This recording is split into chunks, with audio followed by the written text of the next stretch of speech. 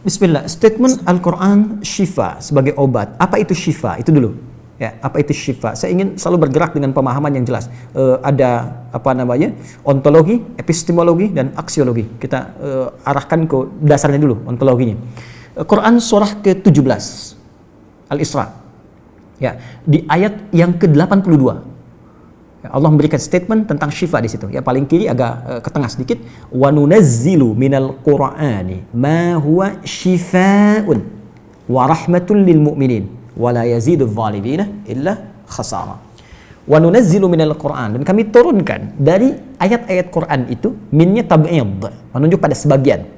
Jadi nanti ayat Quran itu punya banyak keutamaan. Setiap ayatnya itu keutamaan pedomannya ke A, keistimewaannya bisa A, nanti yang lain bisa B, bisa C. Ada terkait dengan penyakit, ada terkait dengan kesuksesan, ada terkait dengan karir, dengan macam-macam. Ya, itu bimbingan yang kompleks dan sangat luas. Nah, ada sebagian ayat Quran itu yang ayatnya memberi petunjuk langsung berfungsi sebagai syifa. Ya. Wa rahmatul lil mu'minin, ada ayat lain berfungsi sebagai rahmat. Tapi ingat, lil mu'minin, bagi orang-orang yang yakin, tanpa ragu. Jadi kalau kita ingin berinteraksi dengan Al-Quran, kaidah pertamanya jangan pernah ragu. Ya, Quran surah kedua ayat 2. Dzalikal kitabu la raiba fi. Semua isi Al-Quran akan jadi petunjuk hudan lil muttaqin, bagi orang takwa. Syaratnya la raiba fi. Jangan ragukan sedikit pun. Anda ragu, Anda tidak mendapat manfaatnya. Oke, sekarang kita kembali. Apa itu syifa? Syifa sering diterjemahkan dengan obat. Ya, penawar. Syifa sesungguhnya punya arti yang lebih luas. Ya, obat itu di dalam Al-Quran, bahasa diksi Al-Quran, juga hadis, bahkan standar bahasa Arab biasa, itu setidaknya punya dua ya, diksi dari dua kasus yang terjadi. Ya. Satu begini, jika penyakit ya, yang butuh obat, penyakitnya itu berupa penyakit fisik saja, secara fisikal. Misal, saya katakan misalnya sakit gigi, fisik ya, fisik saya yang kena. Kemudian sakit perut, sakit kepala. Itu penyakitnya disebut dengan daun. Daun. Oke? Penawarnya, obatnya disebut dengan dawaun. Ini. Baik kan? Ya. Karena itu ada kalimat begini yang disandarkan pada Nabi SAW, likulli da'in dawaun. Di setiap penyakit fisik itu mesti punya keyakinan pasti ada obatnya. Jelas ya? Nah, yang kedua, ada jenis penyakit terkait dengan fisik juga, tapi sudah melewati batas-batas dawa. Jadi ini menggunakan obat medis standar, ya, ini susah. Bahkan sebagian mengatakan, dokter mengatakan, wah ini nggak bisa nih, udah give up gitu kan? It's impossible, ini nggak mungkin, ya. Jadi sudah give up di sini, ini udah nggak memungkinkan. Nah. Atau yang kedua, penyakitnya tidak terkait dengan fisik secara langsung, tapi ada yang terkait dengan aspek-aspek psikal, ya. Secara psikologis, penyakit hati, iri hati, dengki, dan dendam, dan itu juga berpengaruh kepada fisik, tapi sudah melampaui batas fisik. Orang iri hati kan fisiknya terganggu, kayak enak makan, kan? Ya, pusing, tidur, bahkan tidur pun masih nggak enak, ngigonya juga masih dengki juga, gara-gara kamu nih tidur, masih keluar kalimat itu, ya, nggak enak kan? Dan nggak mungkin berobat mencari dawa, nggak mungkin. Ya, silahkan cek ke rumah sakit, ada poli dendam, poli iri hati, nggak mungkin. Ya, yang ada poli gigi, poli mata, kan? Ya, poli iri hati, poli dendam, nggak ada, poligami nggak ada di rumah sakit. Anda nggak mungkin menemukan itu. Ya, nah maka penyakit yang lebih lekat kepada aspek non fisik itu seringkali diistilahkan oleh Al-Quran dengan kata marad namanya, maradun. Ya, penyakit hati. Karena itu ketika Allah menyifati orang munafik yang hatinya bermasalah, Allah tidak menyebutkan kata daun, tapi menyebutkan kata marad. Silahkan cek di Quran surah kedua Al-Baqarah ayat 10. Fi qulubihim marad. Ya, di dalam hati mereka ada penyakit. Hati yang di sini bukan hati fisik ya. Ya, tapi sumber kehidupan kita. yang ditetapkan oleh roh. Nanti ketika fisik itu mulai sempurna selama 4 bulan jadi mudghah.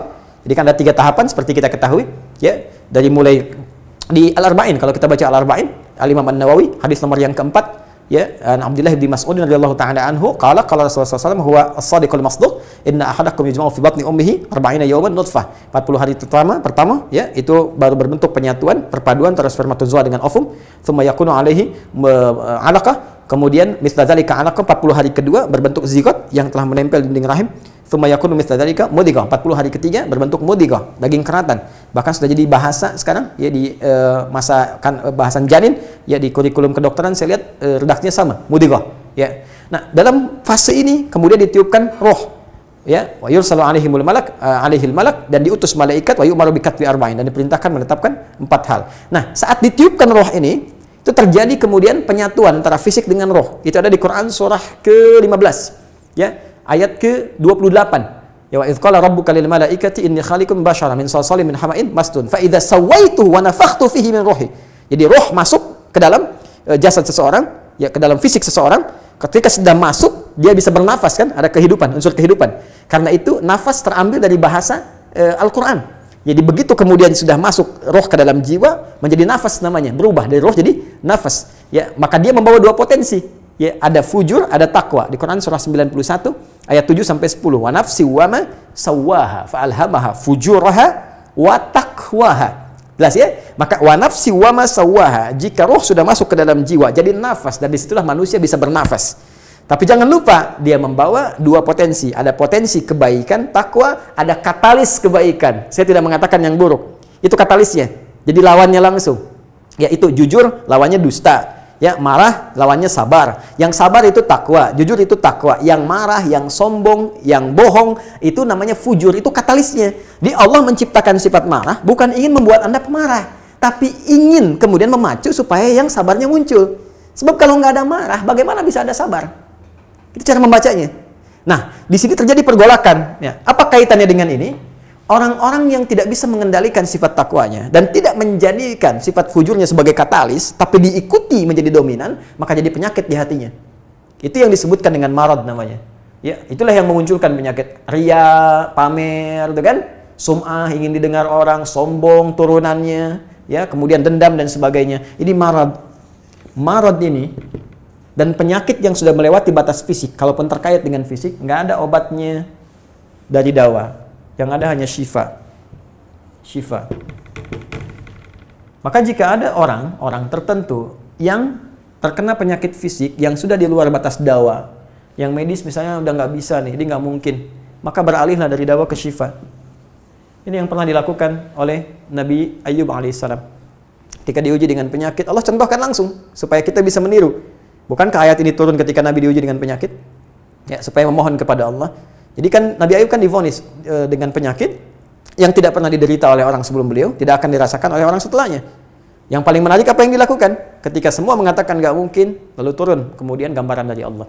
Quran surah ke-21 ayat 83 sampai 84. Wa ayyuba, pakai fathah loh. Bukan dhamma, bukan kasrah. Ya, fathah itu menunjukkan sesuatu di masa lalu untuk dibuka bagi orang di masa depan. Ya, fataha itu dibuka. Itu ilmu lughahnya. Saya spesialisasi di bahasa Arab. Jadi di antara makna itu fathah, kenapa ada fathah, ada dhamma, ada kasrah, itu ada maknanya. Wa ayyuba, dan kami buka kisah Ayub di masa lalu sebagai inspirasi untuk orang di masa depan. Idnada rabbahu anni masanni yadhurru wa anta arhamur rahimin. Ketika beliau mulai meninggalkan opini manusia dan mulai kembali kepada Allah dengan sangat kuat untuk spesifik memohon kesembuhannya. Ya Allah, penyakit ini sudah mengganggu saya. Untuk ibadah, itu poinnya. Untuk ibadah. Jadi ternyata kalau ingin disembuhkan dengan cepat, arahkan kesembuhan itu untuk niat kita beribadah. Kalau cuma pengen sembuh saja, jangankan Anda yang belum beriman pun kalau sakit pengen sembuh. Terus Anda tujuannya apa dari kesembuhan itu? Kalau cuma pengen minta dunia, apa dengan sakit belum cukup menjadikan Anda ingat Allah? Maka arahkan permohonan itu untuk kesembuhan supaya punya niat ibadah. Ya Allah, saya pengen sholat lagi. Ya Allah, saya pengen ke masjid lagi, pengen tahajud lagi. Mohon ya Allah, penyakit ini sudah mengganggu saya tahajud, saya pengen sholat lagi. Wa anta arhamur rahimin, sedangkan Engkau yang paling sayang kepada saya. Kalau yang Maha Penyayang saja tidak menyembuhkan saya, kepada siapa lagi saya mesti memohon? Nah, tahu apa yang terjadi? Begitu kalimat itu muncul dengan penuh kekuatan, keyakinan, visi yang benar, memanggil Allah dengan panggilan yang sangat halus, lembut, ya, terasa ke dalam jiwa, Maka jawabannya tidak menunggu lama. Fastajabna lahu fakashafna ma bi min dhurrin wa atainahu ahlahu mithlahu ma'ahum rahmatan min indina wa dzikra lil 'abidin. Lihat ujung ayatnya. Kami langsung sembuhkan penyakitnya. Kami singkapkan semua rasa sakitnya. Kami kembalikan semua yang dia rasakan rugi. Biaya obatnya diganti dengan rezeki yang lain, kesulitannya dihilangkan, datangkan dengan yang lebih baik. Dan yang paling dahsyat, lihat ujung ayatnya. Wa dzikra lil 'abidin. Kami jadikan inspirasi, pengingat bagi hamba-hamba Allah yang soleh, yang diuji dengan penyakit yang serupa, maka amalkan amalan Ayub untuk mencari syifa. Ya, maka ini ikhtiarnya. Termasuk syifa, bisa mengobati penyakit hati. Nah, lalu sekarang apa terapannya? Karena disebutkan ada ayat-ayat Quran berfungsi sebagai syifa. Ya, ini yang digunakan sebagai zikir diantaranya. Apa itu? Tadi saya sampaikan Al-Fatihah. Ya, itu lengkap. Al-Fatihah itu disebut syafiyah. Surah syafiyah, surat penyembuh. Silahkan Anda buka semua kitab tafsir. Di antara fadilah surah Al-Fatihah, kisah pertamanya adalah kisah seorang kepala suku di Arab yang digigit kalajengking. Bayangkan, kalajengking Arab pada saat itu. Ya, dan sudah kena racun dan sulit, orang semua sudah give up, ini nggak mungkin. Ya, apa yang terjadi? Ditemukan sahabat Nabi, secara singkat diketahui, ditanya ada yang bisa menyembuhkan, mereka berkata Allah yang menyembuhkan, tapi kami bisa berikhtiar. Dipanggil mereka, dibacakan Al-Fatihah sekali bacaan, tanpa diulang-ulang, tanpa pakai alat-alat tertentu, tiba-tiba syufia disembuhkan sampai diberikan hadiah berupa beberapa kambing. Tapi mereka, mohon maaf izin, Ibu Rektor dan sebagainya, mereka khawatir jadi gratifikasi. Dibawalah kambing itu kepada Nabi, disampaikan, boleh nggak makan dari sini? Jawab Nabinya apa? Dari mana kalian tahu kalau surat itu bisa berfungsi menyembuhkan? Al-Fatihah. Tapi gimana cara baca Al-Fatihahnya? Karena dulu orang sekali baca sembuh, sekarang orang 1000 kali malah nambah penyakit. Apa yang salah? Nah, berarti nanti ada terapan lagi ilmu yang lain, kan? Nanti ada surah ke-26, Asy-Syu'ara ayat 80 itu zikirnya Nabi Ibrahim. Biasanya saya praktekkan ini, ya termasuk dengan kawan-kawan, saya suka sampaikan kalau ada yang dirasa-rasa sambil dipegang, sambil kembalikan kepada Allah, baca wa idza maridtu fahuwa yashfin. Kalau saya sakit pasti Allah sembuhkan, nggak mungkin dititipi penyakit kalau nggak ada hikmah di balik itu. Bisa pernah saya amalkan saat diundang saya ke Kalimantan untuk ceramah, tiba-tiba ceramahnya ba'da maghrib, sore hilang suara. Hilang. Sama sekali nggak ada. Ya begitu sholat, ya kita sama amalkan tadi dengan penuh keyakinan, minta, ikhtiar juga, pakai fresh care gini, tapi kita minta, ya Allah, ya wa idza maridtu fahuwa yashfin, kalau saya sakit pasti Allah sembuhkan. Nggak mungkin ditugaskan kalau Allah nggak berikan perangkatnya, pasti diberikan. Nah, tahu apa yang terjadi? Begitu ngimamin maghrib, suara keluar, serak-serak, basah. Begitu tausiah, keluar sempurna. Ba'da isya nyambung, keluar sempurna. Habis ceramah, hilang lagi suara. Hilang lagi suaranya, supaya disuruh istirahat, gak banyak nanya orang gitu kan. Tapi itu menarik. Dan puncaknya tadi, Quran surah ke-21 ayat 83 sampai dengan 84. Tergantung kasusnya. Kalau di kasusnya misalnya kasus mohon maaf ya terkait dengan kehamilan, nanti ada lagi yang lain ayat-ayatnya ya. Misal di Quran surah ketiga ayat 38 sampai 39, nanti di Quran surah ke-19 menjelang persalinan dari ayat ke-25 sampai dengan ayat ke-26, nanti di Quran pas kalau sudah berkembang janinnya, ada di Quran surah ke-7 misalnya ayat 189 dengan doanya dan turunan lainnya. Bahkan bisa diamati teman-teman yang di SPOG misalnya atau di kebidanan, ada nanti ayat-ayat spesifik. Quran surah ke-22 ayat yang kelima, ya ada di Quran surah ke-23 Al-Mu'minunnya ya ayat 11 sampai 13 itu lengkap sekali. Kita bisa gali sampai ke situ. Itu yang kita maksudkan syifa. Jadi keluarkan ayat-ayatnya, tapi bukan sekedar dibaca, dalami isinya. Sehingga paham apa yang harus dilakukan. Karena di sini nanti ada konsep ikhtiar juga. Ikhtiarnya bagaimana? Ya, secara medisnya seperti apa dan pertolongan kepada Allahnya bagaimana. Terakhir Nabi pernah datangi seseorang, dia minta disembuhkan, ya Allah, ya Rasulullah, si fulan sakit, tolong sembuhkan.